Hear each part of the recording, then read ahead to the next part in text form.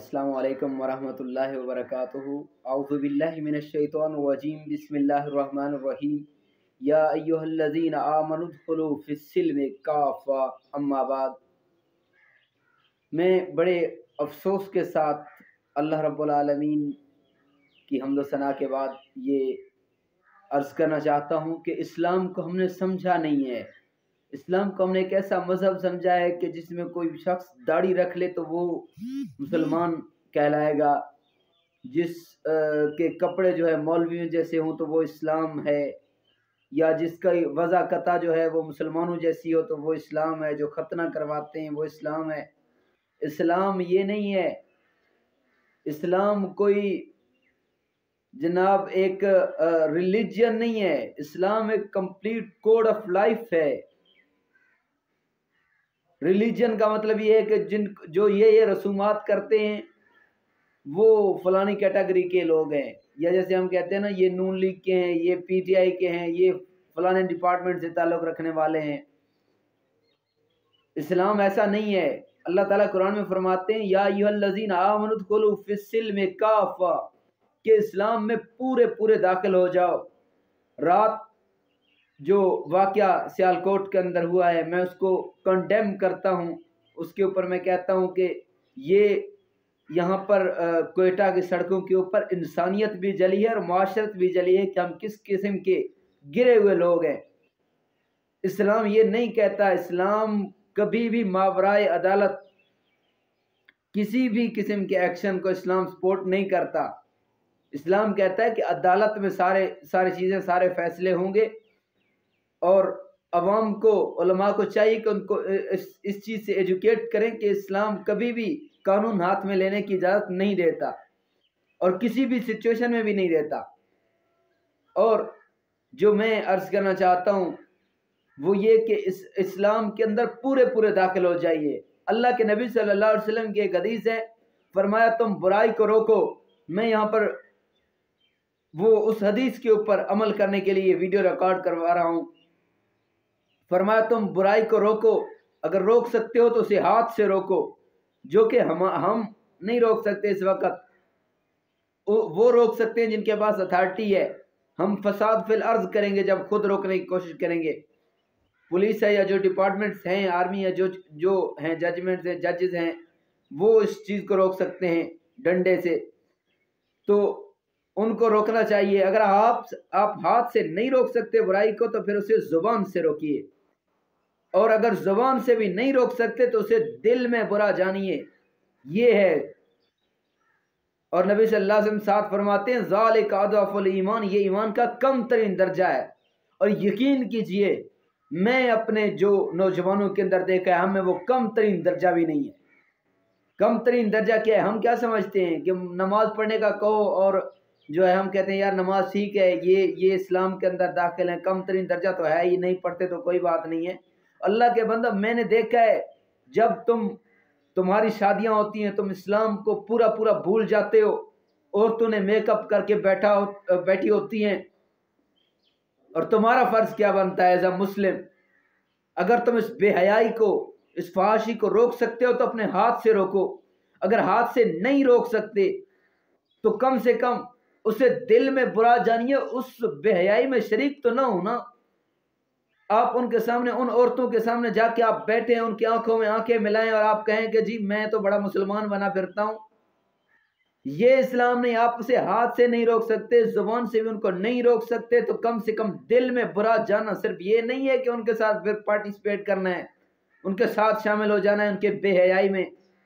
मैं कल ही देख रहा था जो है एक वीडियो बहावलपुर की आई है, वहां पे नाच गाना हो रहा है यूनिवर्सिटीज के अंदर, और एक राजनपुर से एक जो है मैंने वीडियो देखी है, वहां पर नाच गाना हो रहा है। क्या हो रहा है हमारे साथ यहाँ पर?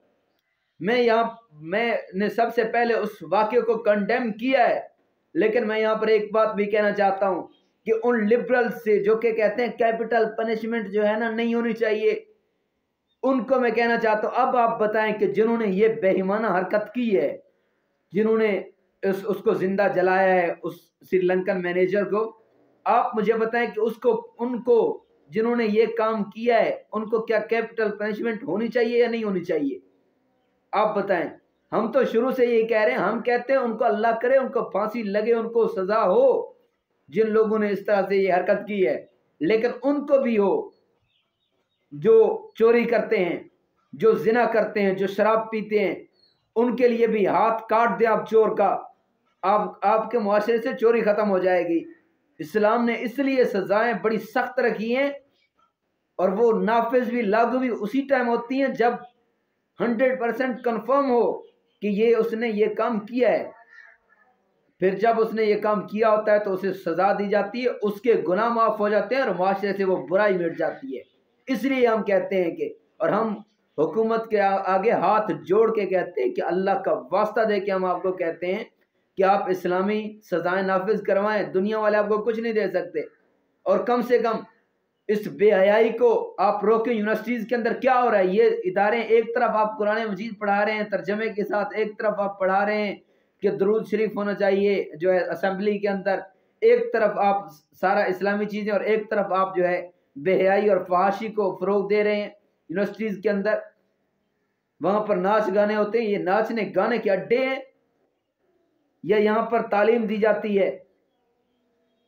اگر آپ ریاست مدینہ کی بات کرتے ہیں تو اللہ کے لیے ریاست مدینہ بنائیے۔ ہم ریاست مدینہ کے اندر اس قسم کی ٹیررسٹ ایکٹیویٹیز کو کنڈیم کرتے ہیں، لیکن ان کے آڑ میں آ کے آپ ان کو بھی کنڈیم کریں نا، جو کپڑے اتار کے جو ہے اسلام آباد کی سڑکوں پر آتی ہیں، وہ آ کے فحاشی اور بے حیائی پھیلاتی ہیں، اور ٹک ٹاکرز جو کہ کسی کی بہن بیٹی کو چھیڑتے ہیں پرینک کے نام پہ، اور جو ہے نا اس قسم کی بے حیائی پھیلا رہے ہیں، کیوں نہیں ان کے خلاف بات ہوتی؟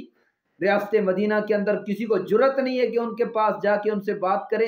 کیا ادارے مر گئے ہیں؟ کیا اداروں کو نہیں جو ہے پتہ کہ اس قسم کی یہ فحاشی پھیلائی جا رہی ہے پاکستان کے اندر؟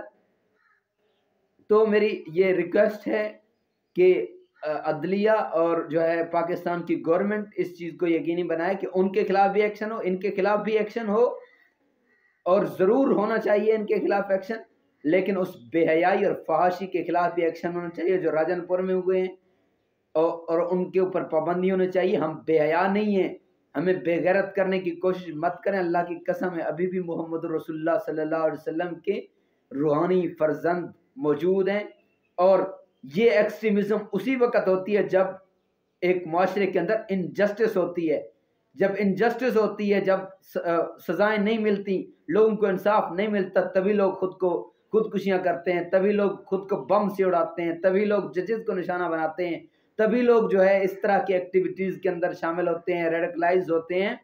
ان کی وجہ یہ ہوتی ہے کہ ان کا پیچھے بیک گراؤنڈ میں ان کو بہت زیادہ انجسٹس کا سامنا کرنا پڑتا ہے۔ تو میں اللہ سے دعا کرتا ہوں، اور میں نوجوانوں سے اسپیشلی یہی کہوں گا کہ اللہ کے لیے دین کی طرف آئیے، ابھی وقت ہے کہ آپ اٹھیں، ورنہ آپ کے خلاف اس طرح کی سازشیں کی جا رہی ہیں کہ آپ سے آپ کا ایمان اور آپ کی غیرت کو آہستہ سے چھینا جا رہا ہے، تاکہ آپ کے اندر جو ہے آواز اٹھانے کا بھی جذبہ نہ ہو، آپ زبان سے بھی کوئی بات نہ کر سکیں۔ ہم یونیورسٹیز کے اندر جس قسم کی بے حیائی ہو رہی ہے اس کو کنڈیم کرتے ہیں، اور جس قسم کی بے حیائی سوشل میڈیا اور ٹک ٹاک کے اوپر اور دوسرے جو سوشل میڈیا چینلز ہیں ان کے ذریعے پھیلائی جا رہی ہے، ہم پیمرا سے یہ ریکویسٹ کرتے ہیں کہ اس چیز کے اوپر سنگین نوٹس ہونا چاہیے۔ تھینک یو سو مچ، السلام علیکم۔